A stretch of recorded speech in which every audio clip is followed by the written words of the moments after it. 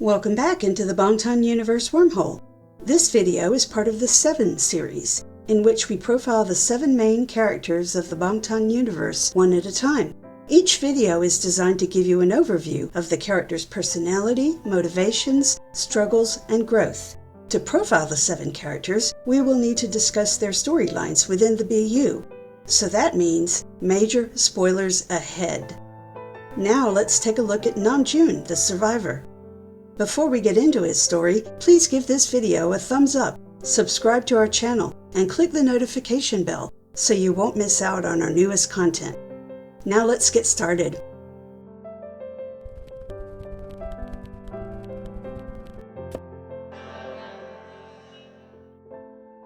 NamJoon and his family live in poverty. His father has an unspecified but severe illness. His mother quit working, maybe to take care of her husband, and his younger brother can work but doesn't. That means NamJoon has to be the sole breadwinner for his family.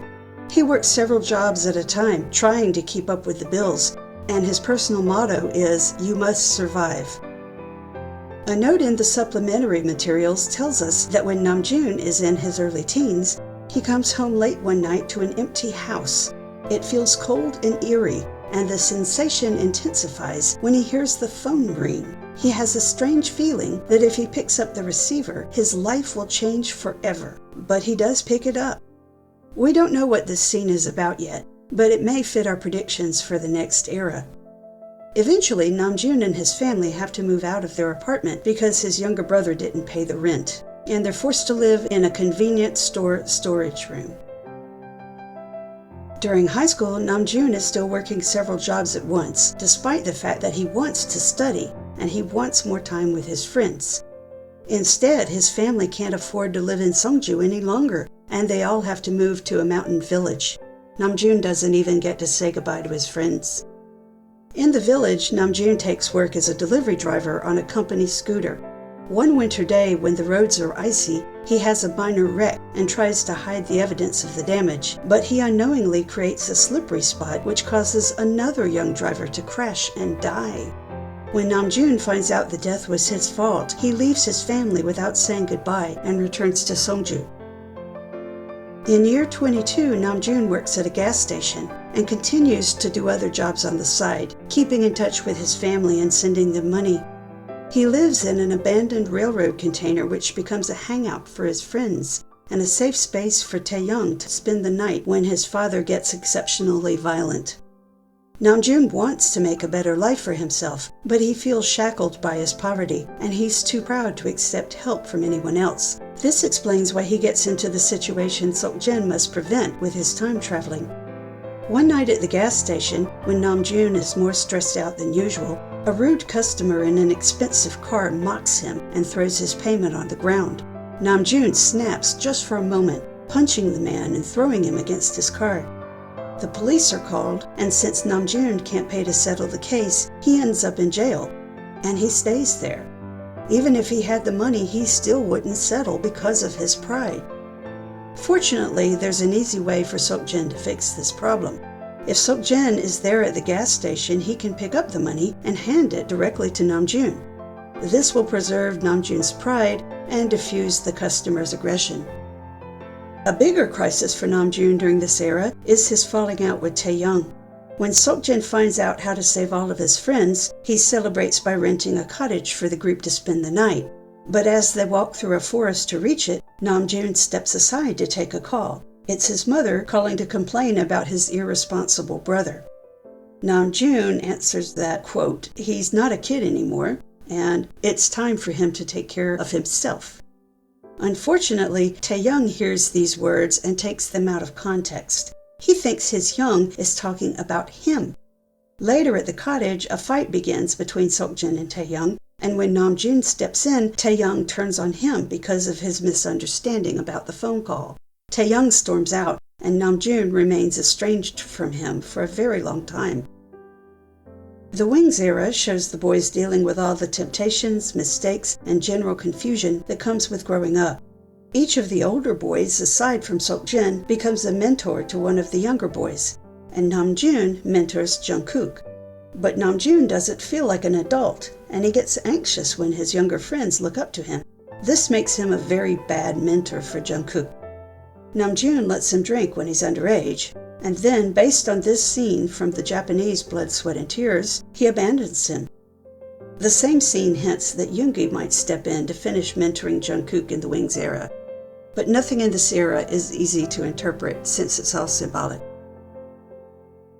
NamJoon's fear of adulthood and the idea that he must survive cost him again in the Love Yourself era.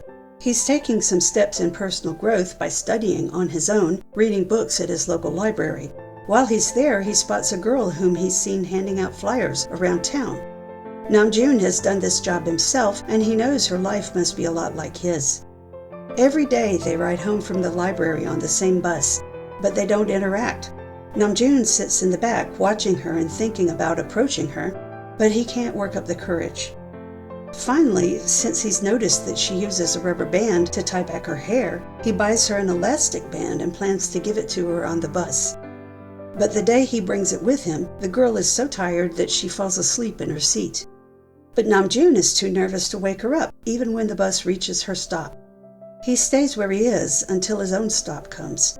Then he walks past her, leaving the hair tie on her books but saying nothing, and he never sees her again.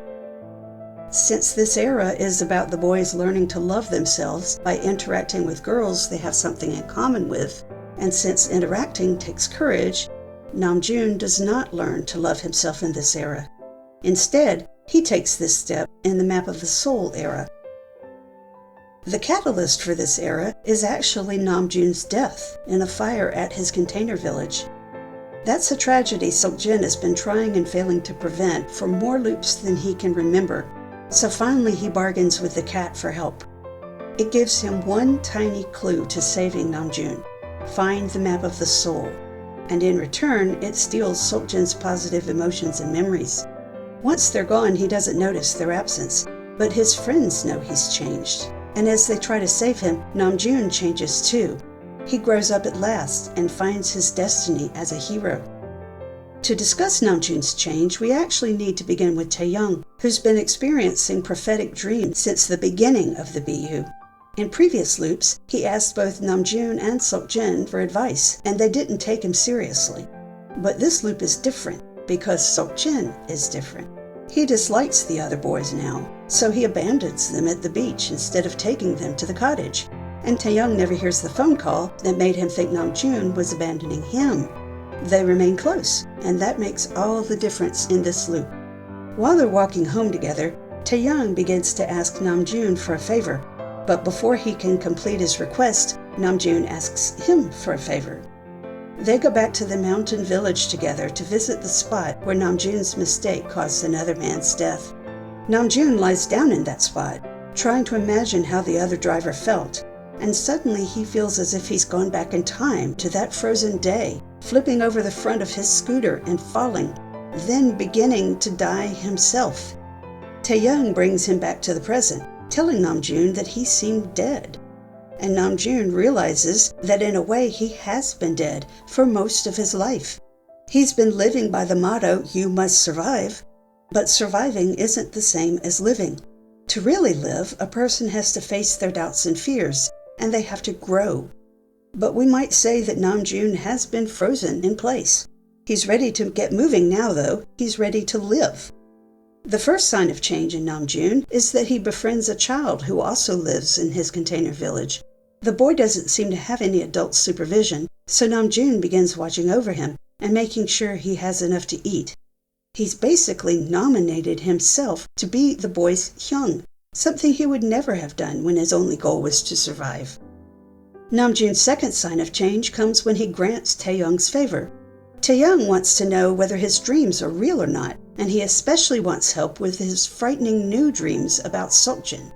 As we've already said, no one took Taeyoung's dreams seriously before. But this time, NamJoon agrees to travel around town with him, searching for landmarks from his dreams.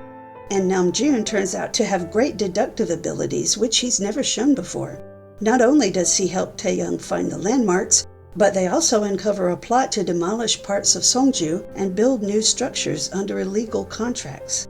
In fact, NamJoon's death is indirectly linked to the redevelopment project. His container village is scheduled for demolition, and the redevelopment committee is going to hire armed thugs to force the container residents off the property ahead of demolition. These thugs set the fire that kills NamJoon. Of course, he doesn't know about the fire or his death. But now, thanks to their exploration, he knows that Seokjin's father is the head of the redevelopment committee, meaning he's behind all of this. And because he and Taeyoung know now that Taeyoung's dreams are real, they know Seokjin is going to be overtaken completely by evil and might possibly destroy the whole world. So NamJoon and Taeyoung call on their friends for help. But Jungkook is hospitalized, and Hosik is busy trying to save his orphanage, which is also scheduled for demolition. In fact, Hosik becomes so depressed in this loop that he leaves Songju completely, moving to another town where he plans to start a new life. And this is NamJoon's third chance to prove how much he's changed. He follows Hosik to the new town, but he doesn't plead for Hosik to come home. He just sympathizes with him and encourages him to stay where he is. His words are totally sincere, but they actually have the opposite effect from what he intended. Hosik realizes that Songju really is his home, and he returns just in time to help break the cat's spell on Seokjin. In the aftermath, NamJoon and the others learn about Seokjin's time travels, and they watch him expose the crimes of the redevelopment committee and the crimes of Seokjin's own father. This puts an end to the redevelopment project, but fate is hard to change, and NamJoon still gets trapped in a container fire. This time, it's set by one of the committee's henchmen, who blames his downfall on NamJoon. Unfortunately, NamJoon had left the container for a moment to get ramen for the boy he's befriended, and that boy is in the container when the fire starts. NamJoon rushes back and saves the boy, and Seokjin saves NamJoon at last, with perhaps some help from the delivery driver's ghost. In Notes 2, Seokjin finds out that the map of the soul is the record of a person's journey through life, including all their mistakes, successes, and personal growth. NamJoon's map of the soul would show him getting off to a slow start on that journey, and then speeding up quickly when he stopped trying to survive and decided to live. NamJoon accepted his mistakes, even the one that killed a man. He watched over a vulnerable child and almost gave his life to save him. And he took Taeyoung seriously, a choice that saved Seokjin, their friends, and perhaps the world. Today, the map of NamJoon's soul shows that he's reached full adulthood. He loves himself and others, and he has skills he might never have known about. He'll need all these things in the next era of the BU, when the cat takes its revenge on its enemies and they have to make a jailbreak.